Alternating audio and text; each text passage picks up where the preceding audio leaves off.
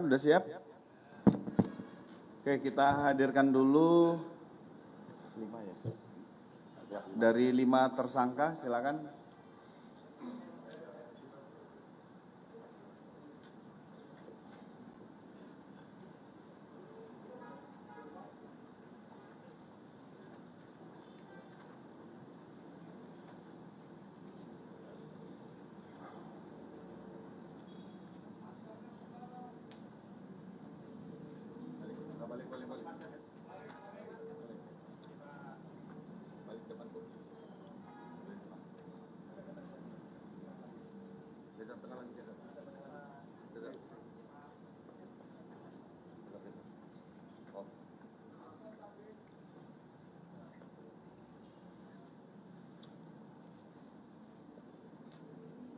Cukup?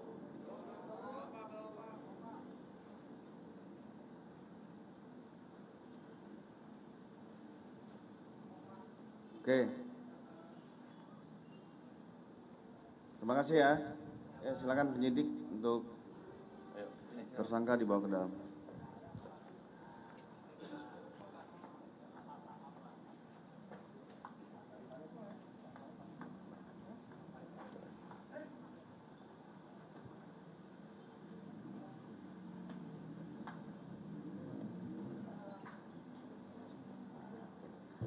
Terima kasih rekan-rekan sekalian.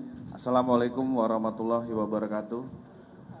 Selamat sore, salam sejahtera bagi kita semua. Shalom, Om Swastiastu, Namo Buddhaya, salam kebajikan, rahayu.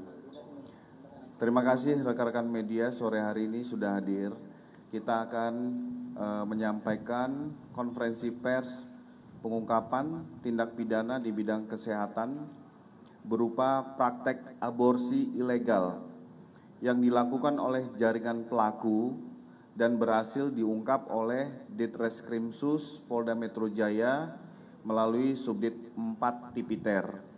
Di sini hadir langsung Bapak Direskrimsus beserta Wadireskrimsus, Kementerian Pemberdayaan Perempuan dan Perlindungan Anak Republik Indonesia diwakili oleh Ibu Adwirlanti Ritonga. Terima kasih sudah hadir Ibu.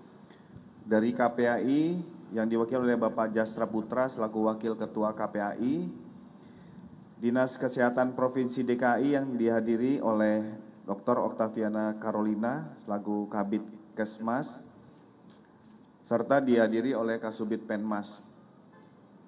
Jadi kepada rekan-rekan sekalian, Polda Metro Jaya ingin menyampaikan secara resmi kepada publik tentang pengungkapan praktek aborsi ilegal.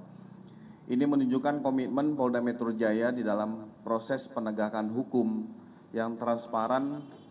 Ini akan disampaikan terkait kronologis lengkap, modus operandi, pelaku, peran pelaku, dan barang bukti.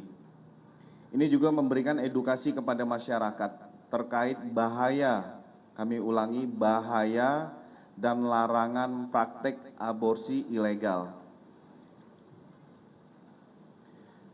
Pada kesempatan ini, sebagaimana kita ketahui bersama bahwa praktek aborsi ilegal merupakan perbuatan yang melanggar hukum, peraturan perundang-undangan di bidang kesehatan, serta bertentangan dengan nilai moral, etika, dan norma agama. Dari sisi kesehatan, praktek aborsi ilegal sangat berbahaya karena tidak menjamin standar medis, kebersihan dan sterilitas alat yang digunakan, sehingga berpotensi menimbulkan infeksi, gangguan kesehatan reproduksi, bahkan dapat menyebabkan keselamatan jiwa bagi perempuan. Berdasarkan hasil penyelidikan dan penyidikan, Ditreskrimsus Polda Metro Jaya telah mengungkap praktek aborsi ilegal di salah satu apartemen di wilayah Jakarta Timur, di mana dari tahun 2023 sampai dengan 2025 telah melayani 361 orang pasien. Nanti secara detail akan kita dengar bersama-sama Bapak Direskrimsus akan menjelaskan, memaparkan kronologis, pasal pidana, peran serta dari para pelaku termasuk barang bukti. Silakan Bapak di Reskrimsus. Terima kasih Pak Kabid Humas. Assalamualaikum warahmatullahi wabarakatuh. Selamat sore dan salam sejahtera untuk kita semua. Yang saya hormati dari Kementerian Pemberdayaan Perempuan dan Perlindungan Anak Republik Indonesia, yang saya hormati Komisi Perlindungan Anak Indonesia, Kepala Dinas Kesehatan Provinsi DKI, Bapak Kabid Humas, Wadi Reskrimsus, Kasubdit 4 Tipiter, beserta seluruh penyidik, dan tentu saja rekan-rekan media yang sudah hadir pada sore hari ini, yang kami hormati dan kami banggakan. Tentu pertama-tama selaku umat beragama kita tidak henti-hentinya untuk mengucap syukur atas kesempatan, kesehatan, sehingga kita bisa berkumpul di tempat ini dalam rangka press conference terkait dengan pengungkapan tindak pidana aborsi ilegal yang tentu saja diungkap oleh Subdirektorat 4 Ditkrimsus Polda Metro Jaya. Sebagaimana kita ketahui bahwa perbuatan aborsi ilegal ini merupakan tindakan melanggar hukum ataupun norma-norma hukum yang tentu saja ini berbahaya khususnya di bidang kesehatan. Dan ini membahayakan baik itu keselamatan jiwa ibu dan janin, termasuk juga merusak tatanan nilai-nilai kemanusiaan. Dari sisi kesehatan tentu perbuatan aborsi yang ilegal ini sangat tidak memperhatikan baik itu dari segi kebersihan, kesterilan alat-alat, ataupun prosedur-prosedur yang digunakan pada saat melakukan tindakan aborsi. Kemudian juga dapat menimbulkan berbagai macam ragam penyakit, termasuk infeksi, jamur, virus, parasit, dan lain sebagainya. Sekitar bulan November, tentu berdasarkan informasi dari masyarakat, kami mendapatkan informasi bahwa ada praktek aborsi ilegal yang terdapat di salah satu apartemen di Jalan Jenderal Basuki Rahmat di Kelurahan Cipinang Besar di Jakarta Timur. Kemudian kami melakukan penyelidikan dan dari hasil pengungkapan bahwa diketahui kegiatan aborsi ilegal ini ya dipasarkan atau disebar ke masyarakat ini melalui website ya dengan dua nama akun. Yang pertama adalah Klinik Aborsi Promedis dan Klinik Aborsi Raden Saleh. Kegiatan ini berdasarkan keterangan dari tersangka pada saat diperiksa, ini sudah berlangsung sejak dari tahun 2022 atau sekitar 2 tahun lebih. Kemudian kegiatannya pada saat melayani pasien, tentu saja setelah dia terhubung melalui website, kemudian tersambung ke nomor WhatsApp daripada admin.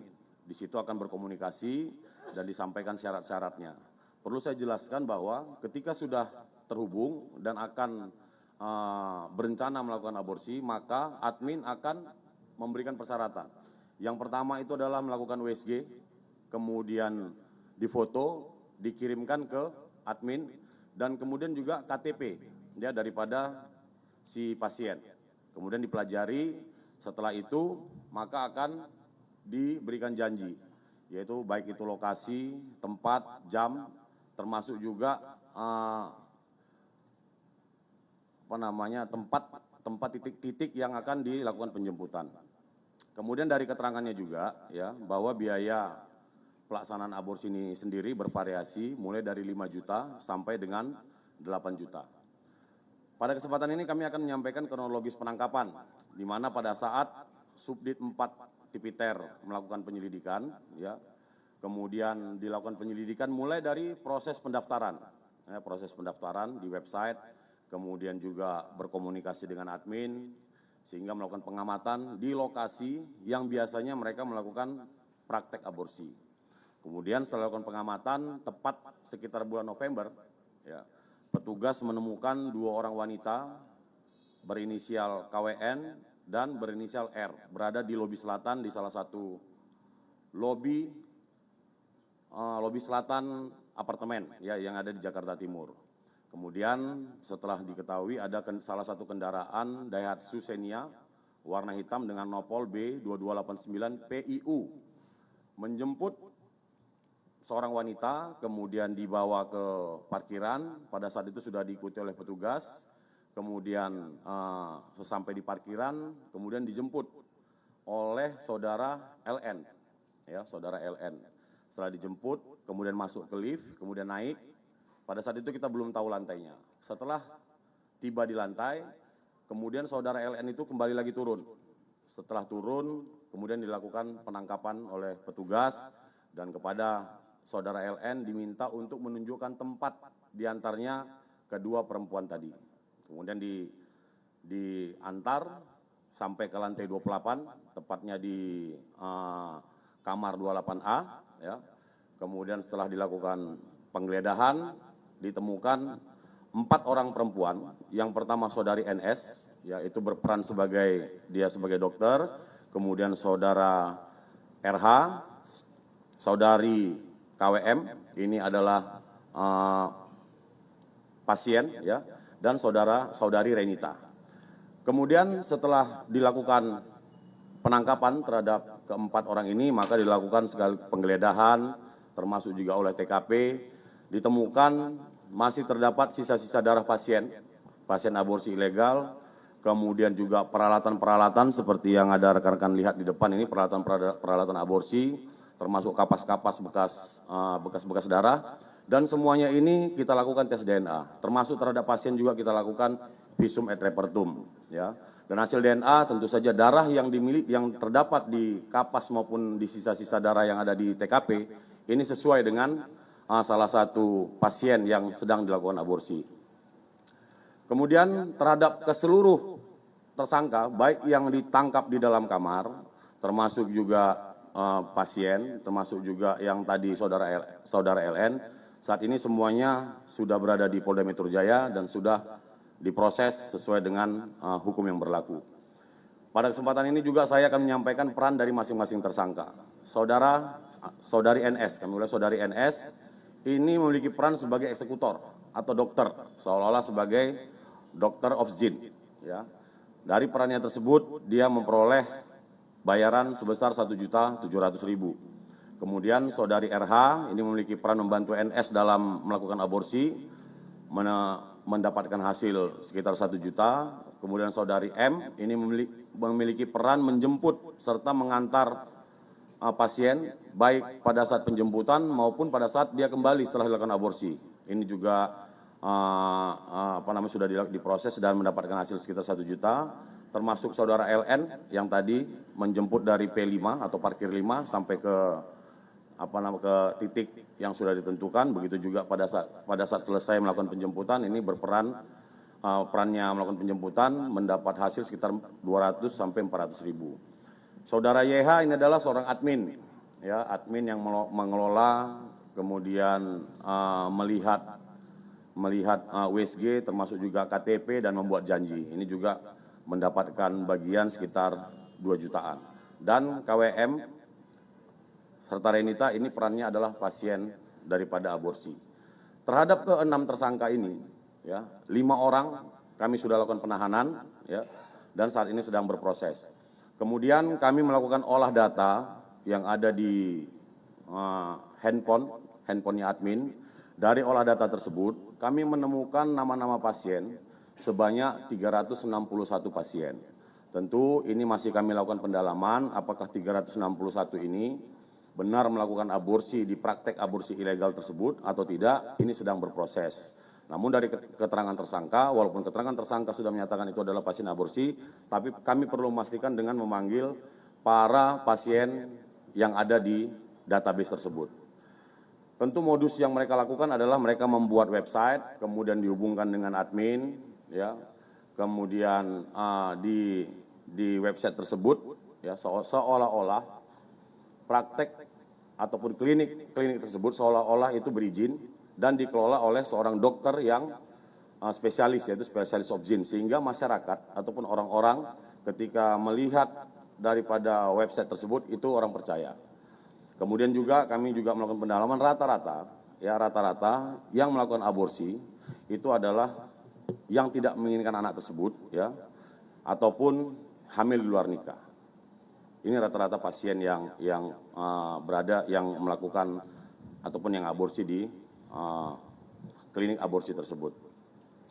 Kemudian rekan-rekan, kami sudah melakukan pemeriksaan terhadap 15 orang saksi dan memeriksa 5 orang ahli, yaitu baik itu ahli pelayanan kesehatan, ahli opsin, ahli DNA, termasuk juga visum, ahli kesehatan maupun ahli pidana.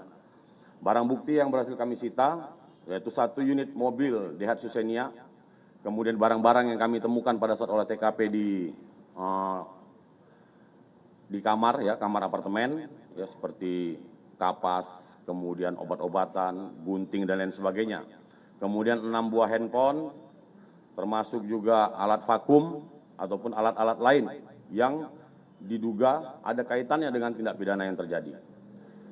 Terhadap tersangka, ya, kami menjerat dengan Undang-Undang Kesehatan, yaitu Undang-Undang Nomor 17 Tahun 2023, yaitu pasal 60, pasal 427, yaitu setiap orang ataupun perempuan yang melakukan aborsi tidak sesuai dengan kriteria yang dikecualikan, sebagaimana dimaksud pasal 60, ancamannya 4 tahun, termasuk juga pasal 428, yaitu orang yang melakukan aborsi tidak sesuai dengan ketentuan, baik itu atas seizin perempuan, itu ancaman hukumannya 5 tahun, maupun tidak seizin perempuan tersebut yang ancaman hukumannya 12 tahun. Kemudian pada kesempatan ini kami dari kepolisian, khususnya Direktorat Kriminal Khusus Polda Metro Jaya, akan terus melakukan penegakan hukum di bidang tindak pidana kesehatan, khususnya aborsi secara ilegal. Karena upaya tersebut selaras dengan asta-cita Bapak Presiden Prabowo Subianto, yaitu memperkuat penegakan hukum dan perlindungan kepada masyarakat. Sehingga kepolisian dalam hal ini merupakan representasi daripada negara, melindungi kehidupan, kesehatan ibu, dan masa depan anak, termasuk juga aborsi ilegal itu bukan merupakan solusi, tetapi merupakan ancaman serius bagi kesehatan dan masa depan bangsa. Pada kesempatan ini saya mengajak seluruh masyarakat bahwa apabila menemukan situasi ataupun lokasi-lokasi yang dicurigai, ya, sehingga bisa menginformasikan kepada kantor kepolisian terdekat untuk kita lakukan penyelidikan, dan apabila ditemukan kita lakukan penegakan hukum. Saya kira itu yang bisa saya sampaikan rekan-rekan pada kesempatan sore hari ini, dan saya akhiri billahi taufiq wal hidayah. Assalamualaikum warahmatullahi wabarakatuh. Waalaikumsalam. Terima kasih Bapak di Reskrimsus. Kita dengarkan tadi bersama-sama bagaimana impact, dampak berbahaya dari praktek aborsi ilegal ini, selain dari kesehatan tetapi norma agama dan etika. Operasional dari praktek aborsi ilegal ini tadi disampaikan dari tahun 2022 sampai dengan 2025, artinya sudah 3 tahun. Dan ini diungkap pada tanggal 7 November 2025 dengan 361 pasien melalui website dengan nominal 5 sampai dengan 8 juta per pasien. Total keuntungan lebih kurang sekitar 2,6 miliaran. Kita prihatin dengan peristiwa ini, sehingga di sini hadir juga dari Kementerian Pemberdayaan Perempuan dan Anak. Kami beri kesempatan kepada Ibu untuk bisa menyampaikan imbauan ataupun komentar terkait tentang praktek-praktek aborsi ini. Silakan, waktu kami berikan, Bu.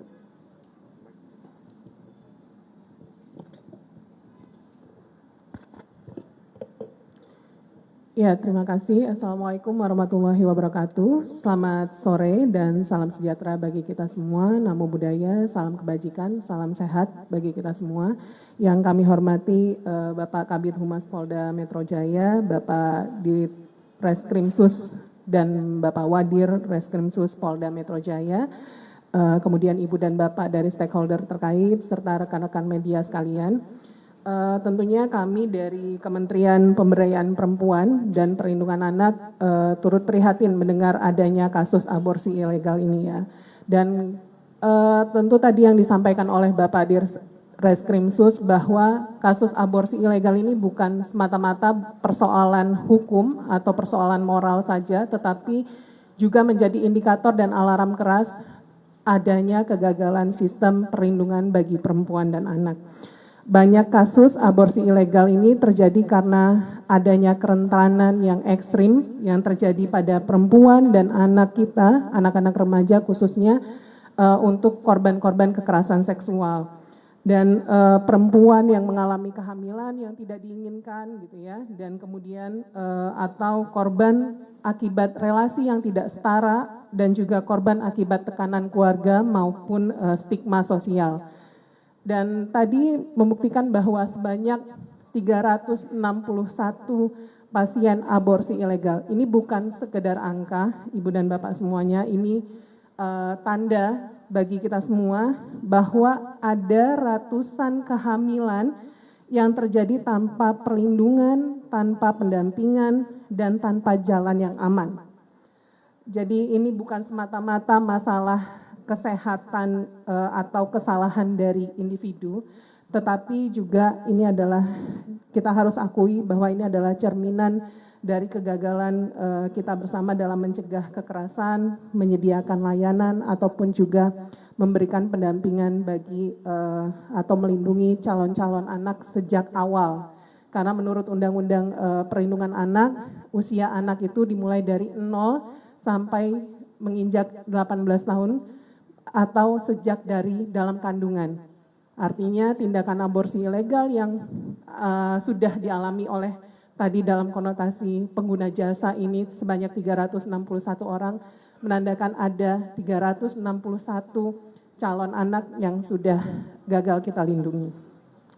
Dan Kementerian PPPA tentunya sangat concern pada kasus-kasus kekerasan seksual meskipun di layanan kami di Sahabat Perempuan dan Anak 129 belum ada laporan terkait dengan kasus aborsi bagi korban kekerasan seksual hingga saat ini. Namun aborsi ilegal khususnya bagi para korban kekerasan seksual ini sangat berbahaya. Sekali lagi sangat berbahaya karena memiliki prosedur yang tidak aman, yang dapat mengancam keselamatan jiwa, kesehatan reproduksi, bahkan kesehatan mental. Jadi ada isu kesehatan mental yang juga kemudian menjadi harus kita menjadi warning bagi kita semua. Dan akar masalahnya bisa terjadi akibat adanya kekerasan seksual yang tidak tertangani dengan cepat ataupun sensitif pada korban, kemudian minimnya akses layanan kesehatan reproduksi yang aman dan ramah, atau ketakutan terhadap stigma sosial, kriminalisasi, ataupun penghakiman, dan juga ini menandakan bahwa kita perlu sinergi bersama untuk bisa melindungi para korban.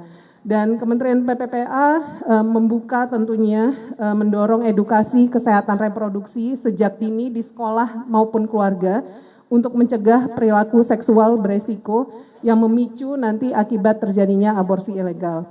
Pencegahan perilaku beresiko ini tentunya dengan memberikan pemahaman bagi anak-anak kita karena ada isu pengasuhan juga di sini yang tentu menjadi tanda bagi kita semua agar para orang tua tidak luput juga memberikan pengawasan yang ekstra bagi anak-anak kita.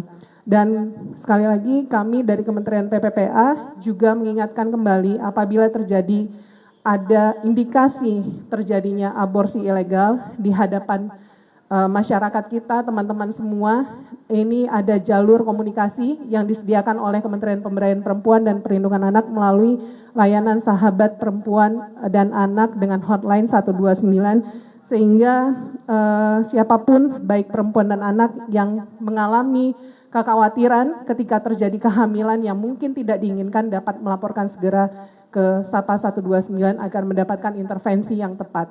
Demikian mungkin yang dapat saya sampaikan. Terima kasih. Wassalamualaikum warahmatullahi wabarakatuh. Waalaikumsalam. Terima kasih Bu Adwirlani Ritonga tadi sudah menyampaikan ada hotline 129. Ini bisa kita manfaatkan bagi masyarakat Indonesia untuk memanfaatkan bagi perlindungan perempuan dan anak. Di sini hadir juga dari Wakil Ketua KPAI Pak Jasra Putra. Berkenan Bapak Jasra untuk menyampaikan beberapa hal.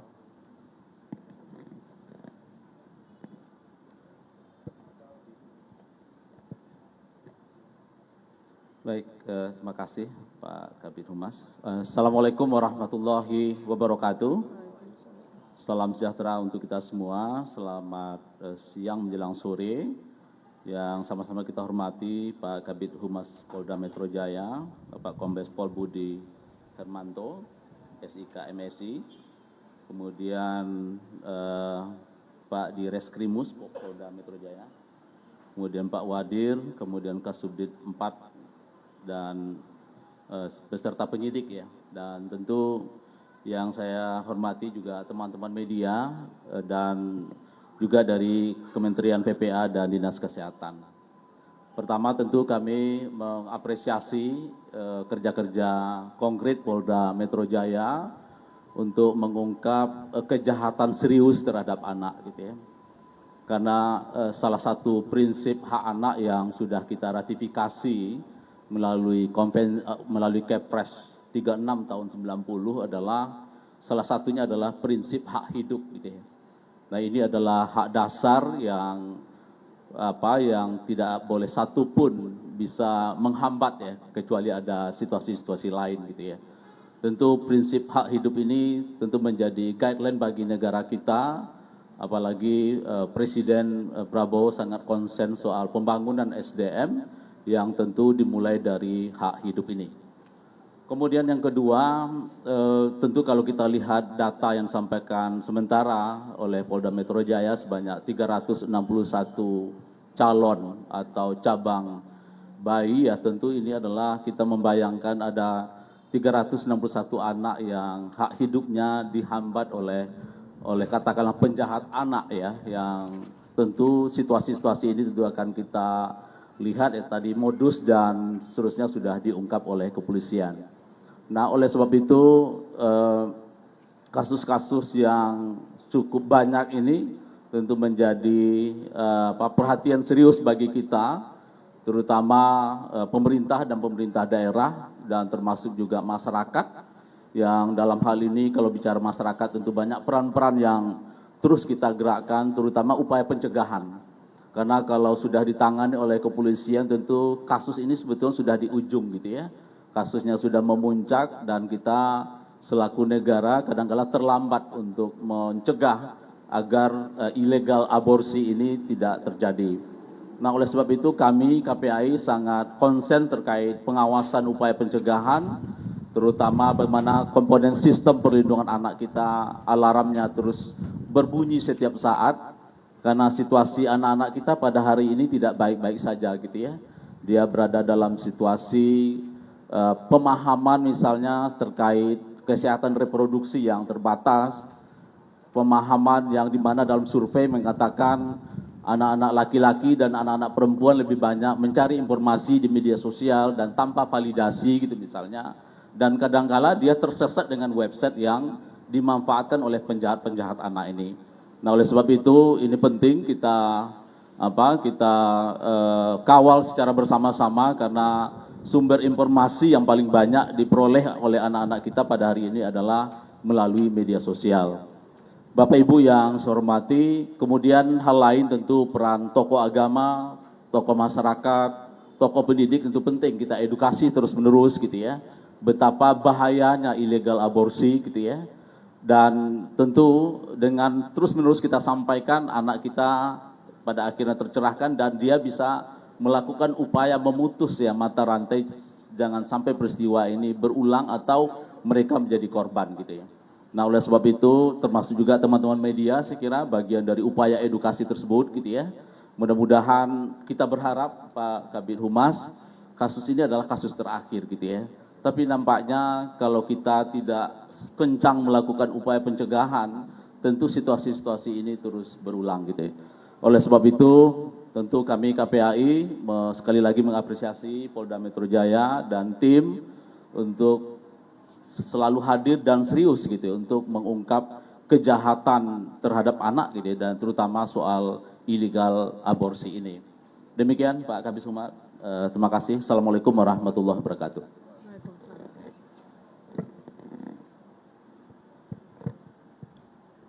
Terima kasih Pak Jatra atas yang sudah disampaikan. Ini memang menjadi awareness ya bagi kita sebagai orang tua untuk bisa lebih peduli, lebih mengetahui tentang pergaulan dan situasi anak-anak kita.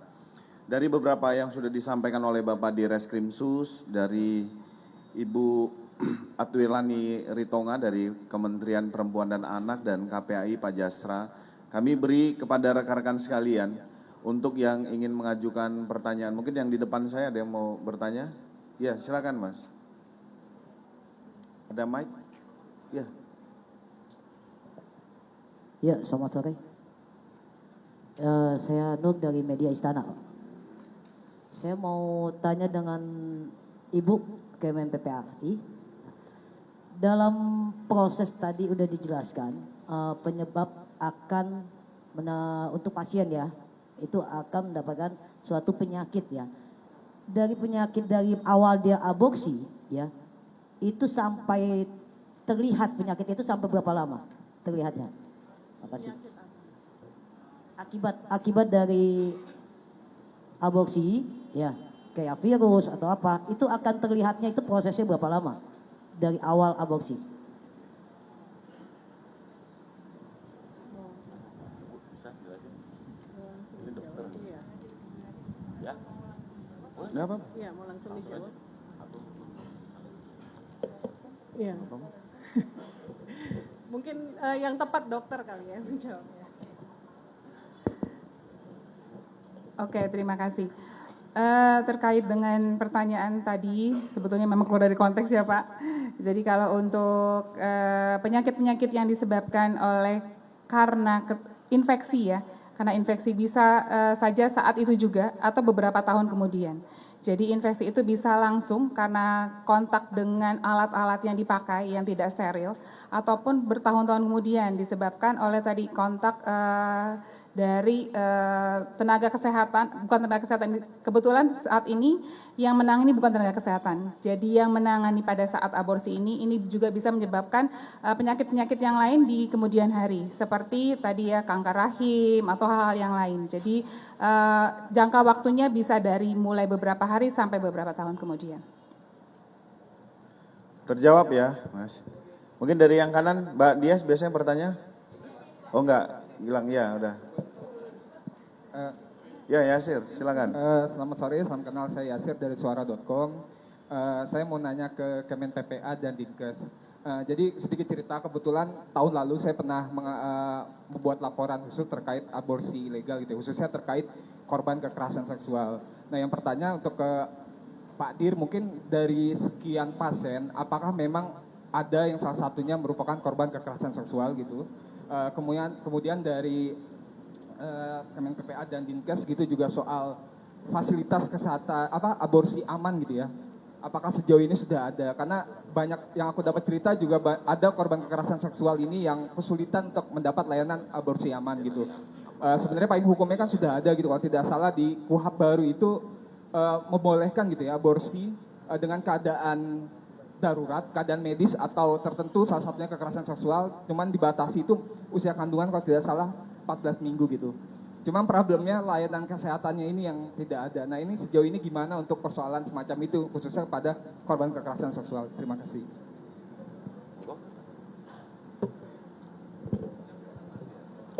Ya, terima kasih. Betul sekali, memang ini tantangan kita bersama ya Mas, bahwa ada banyak korban kekerasan seksual yang seharusnya juga mendapatkan layanan untuk aborsi legal. Ya, dalam tanda kutip aborsi legal. Dan sebenarnya sudah ada Permenkes nomor 3 tahun 2016 ini tentang pelatihan dan penyelenggaraan pelatihan pelayanan aborsi atas indikasi kedaruratan medis dan kehamilan akibat korban perkosaan. Tapi saat ini Kementerian Kesehatan, ini kita sudah koordinasi dengan Kementerian Kesehatan, saat ini sedang melakukan uji coba pelatihan kepada para nakes untuk bisa melakukan aborsi legal ini. Ada beberapa rumah sakit, terutama di tingkat nasional, yang sudah bisa melakukan aborsi legal untuk korban pemerkosaan, seperti RSCM dan kemudian Rumah Sakit Polri. Tetapi tantangannya kembali, itu ada di daerah kabupaten kota, provinsi, yang kemudian ini harus bisa dilatih secara teknis bagi para nakes untuk bisa melakukan aborsi legal yang betul-betul intervensinya tepat gitu ya, memberikan keamanan dan kesehatan reproduksi yang tepat bagi para korban kekerasan seksual. Demikian mungkin.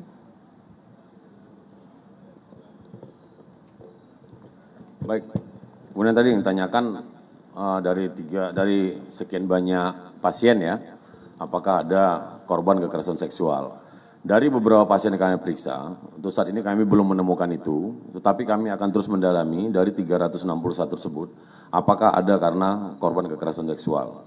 Nanti apabila ada, kami akan sampaikan perkembangannya lebih lanjut. Terima kasih. Mas Wil? Ya, izin Pak, saya Wildan Noviansa dari Detikom.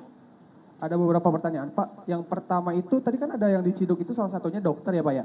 Yang mengaku-ngaku sebagai dokter. Untuk backgroundnya sendiri, si dokter itu apa ya, Pak ya? Sampai akhirnya dia mengaku-ngaku sebagai dokter gitu. Terus hubungan dari para tersangka ini apa ya, Pak ya? Terus yang kedua, ini kan berarti dari tahun 2022 sampai 2025 itu beroperasinya di apartemen itu apa? Apa berpindah-pindah gitu?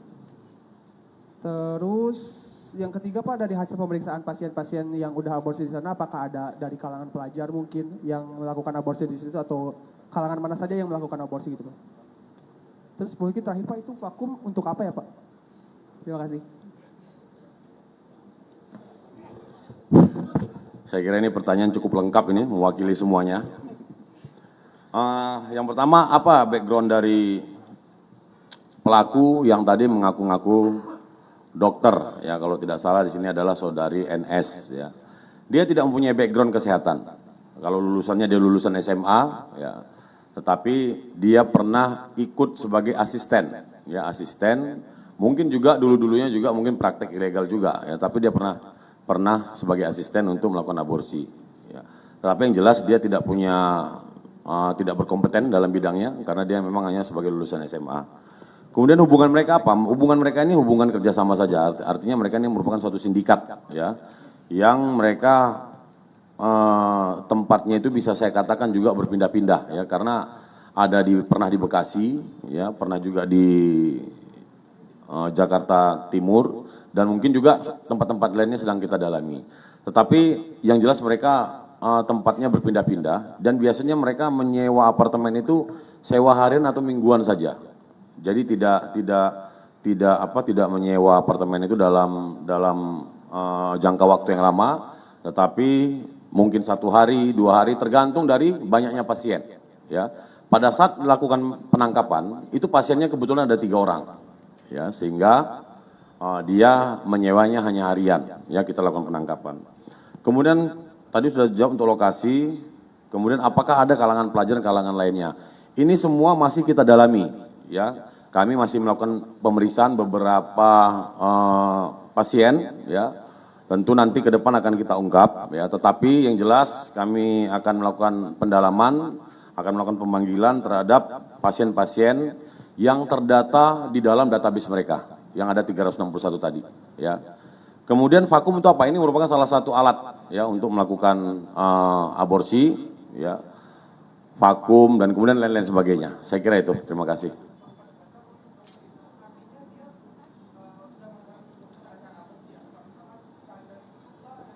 Ya, sudah tahu. Ya, sudah tahu. Terakhir mungkin ada? Ya. Terakhir ya. Halo Pak. Ya. Ini nih Mbak Heni. Ayo, Mbak Heni. Nah. Saya Hani Pak dari kompas.com, izin tanya. Awal mula kasus ini ditemukan itu tuh karena ada laporan dari orang yang merasa dirugikan atau seperti apa? Ya, laporan dari masyarakat karena mungkin ada yang curiga terhadap gerak-gerik mereka. Sehingga dari laporan tersebut kita lakukan penyelidikan dan ternyata kita menemukan salah satu website. Dari website itulah kita melakukan pengungkapan. Ya demikian ya rekan-rekan sekalian.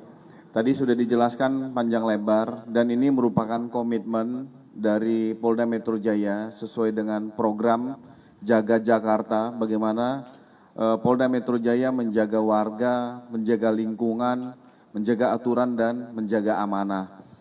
Selain memberikan perlindungan kepada seluruh masyarakat yang ada di wilayah Polda Metro Jaya, penyelidik dan penyidik masih terus melakukan pendalaman, pengembangan, serta memutus jaringan pelaku serta tempat-tempat yang melakukan praktek aborsi ilegal di wilayah hukum Polda Metro Jaya. Kami sampaikan kepada seluruh masyarakat apabila menemukan, mendengar, melihat adanya praktek-praktek aborsi ilegal dapat menghubungi call center Polri 110. Sekali lagi terima kasih rekan-rekan media sekalian. Ini bekerja tidak secara parsial Polda Metro Jaya saja. Di sini makanya menghadirkan dari Kementerian Perempuan dan Anak, Dinas Kesehatan Provinsi DKI dan dari pihak KPAI. Sekali lagi terima kasih rekan-rekan sekalian. Semoga ini bisa memberikan informasi dan edukasi kepada seluruh lapisan masyarakat sehingga tidak bias dalam menerima informasi yang tidak benar. Sekali lagi terima kasih. Wabillahi taufiq wal hidayah. Wassalamualaikum warahmatullahi wabarakatuh. Om Santi Santi Santi Om.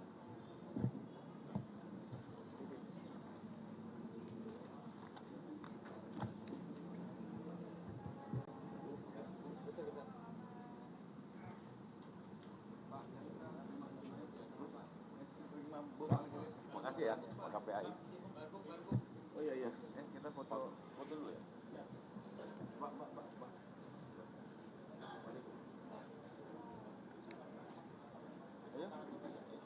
Iyalah, ini agak terinfeksi gitu. Pak, monggo Pak. Enggak medis.